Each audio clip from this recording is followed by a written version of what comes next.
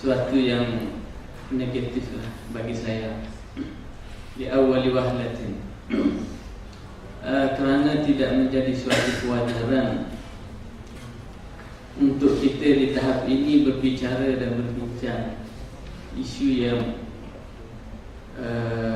dilakukan oleh mereka yang kekurangan akal bagi saya. Namun bila saya melihat kembali bahawa perkara ini sudah menjadi fitnah, musibah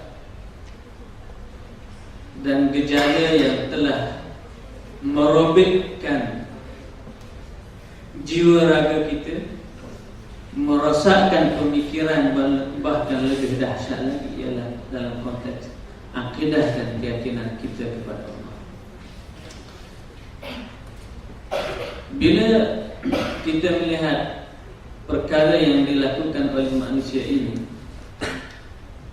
sumbang, sungsang dan luar biasa ini, kita merasa jijik bila berbicara, merasa pelik bila ada orang menunjukkan perkara-perkara yang sedemikian. Bukan kita sahaja orang Islam, bahkan manusia yang normal, kalau kita baca dalam mana-mana rujukan, akan merasa jijik, mustaqzarah, mustafizah. Kita tak mampu nak mengungkapkan, memalukan bagi mereka yang mempunyai akhlak dan moral yang sempurna. Namun situasi ini tetap berlaku. Persoalan yang timbul, yang telah dikemukakan oleh saudara pengurusi tadi, apakah situasi ini berlaku berpunca daripada kebutuhan akhlak sahaja, ataupun dia berpunca dari keruntuhan akidah yang ada dalam diri manusia? Bila kita meneliti kepada sejarah kehidupan manusia dan kita memahami apa dia manusia, kita akan tahu bahawa sebenarnya persoalan ini adalah merupakan persoalan yang melibatkan asas dan terasnya ialah akidah kita yang utama. Sebab itu kita tahu bahawa manusia sebagai manusia tidak boleh dipisahkan dari tiga yang utama: akidah, syariat dan juga akhlak. Itu klasifikasi dan pembahagian yang dibuat oleh ulama untuk kita memahami. Tetapi bagi seorang manusia Muslim, tiga hakikat ini perlu diadun dan digabung sama. Tidak mungkin kita melihat seorang manusia akidahnya di rumah, syariatnya di masjid, akhlaknya tidak di jalan raya. Ada? Tak ada. Bahkan akan dibawa bersama dan bergabung kait antara satu sama lain. Akidahnya sebagai pemandu, syariatnya sebagai badan, dan akhlaknya itulah sebagai makeup dan aksesorinya.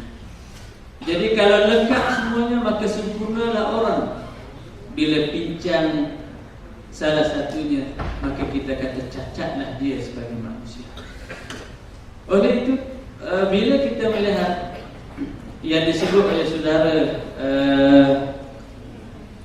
Syahrul Anwar tadi, dan juga Dr. Hashim, apakah yang dilakukan oleh manusia yang sungsang ini, pemikiran dan tindakan ini, hanya penyelewengan yang berlaku pada akidah, pada tingkah laku mereka, ataupun penyelewengan itu berlaku pada fitrah mereka, ataupun penyelewengan itu memang berlaku lebih dahsyat lagi pada akidah dan keyakinan mereka? Bagi saya melihat bahawa perbuatan dan tindakan sungsang ini adalah berpunca daripada keruntuhan akidah dan kebejatan manusia yang durjana ini. Tingkah laku ini, walaupun disensasikan oleh Ustaz kita tadi dari sudut haram atau tidaknya, memang sepakat keharamannya, cuma bagaimana perlu dipahami. Kata kita melihat bagaimana runtuhnya manusia ini, maka Allah Subhanahu wa Ta'ala mengutuskan Nabi dan Rasulnya untuk memperbetulkan umat. Ini menggambarkan bahawa tingkah laku dan perbuatan manusia ini adalah benar-benar rosak. Sebab itu bila Allah Subhanahu wa Ta'ala melihat penyelewengan yang dilakukan oleh kaum Nabi Lut, maka diutuskan Rasul untuk memperbetulkan keadaan manusia. Dan ini adalah berpunca daripada hilangnya punca manusia. Mana manusia tidak tahu apa nilai kemanusiaannya dan apa tujuan wujudan dan penciptaan di atas muka. Hubung kait manusia dengan akidah ini, saudara-saudara, bukan hanya pada nilai seksual. Yang mungkin anda sebagai seorang muda ini bila berbicara lelaki dan perempuan, yang anda gambar dan khayalkan ialah tunggangan motosikal itu. Persoalan itulah yang difikir, gambaran itulah yang dikhayal. Tetapi yang sebenarnya manusia dicipta lebih mulia, dan kelahiran manusia di atas dunia ini untuk tujuan dan objektif yang ditetapkan oleh Allah Subhanahu wa Ta'ala, yaitu mengabdikan diri kepada Allah dan memastikan manusia ini tetap hidup dalam keadaan harmoni dan meneruskan silsilah wirasah kemanusiaan ini sampai hari kiamat. Sebagaimana yang disebut di dalam awal surah An-Nisa yang dibaca tadi, ya ayuhan nas, inna khalaqnakum min dzakarin wa unsa, inna khalaqnakum min nafsin wahidah wa khalaqa minha zawjaha wa bassa minhuma rijalan katsiran wa nisaa wattaqullaha alladzi tasaaluna bihi wal arham. Jadi tujuan daripada penciptaan manusia ini, yang Tuhan cipta lelaki dan manusia, dan Tuhan pastikan bahawa manusia ini mesti mewujudkan zuriat dan keturunan yang berterusan bagi mengabdikan diri kepada Allah Subhanahu wa Ta'ala. Dan bila berlaku tindakan yang sebaliknya, yang tidak membuahkan natijah dan hasil kepada objektif penciptaan manusia sebagaimana yang dikehendaki oleh Allah Subhanahu wa Ta'ala, maka tindakan tersebut merupakan satu penyelewengan terhadap tuntutan agama dan juga kerosakan terhadap akidah dan keyakinan kepada Allah Subhanahu wa Ta'ala. Jadi dengan sebab itu, saudara-saudara sekalian, perbuatan dan tingkah laku kita sebagai seorang manusia ini berkait rapat di antara satu sama lain.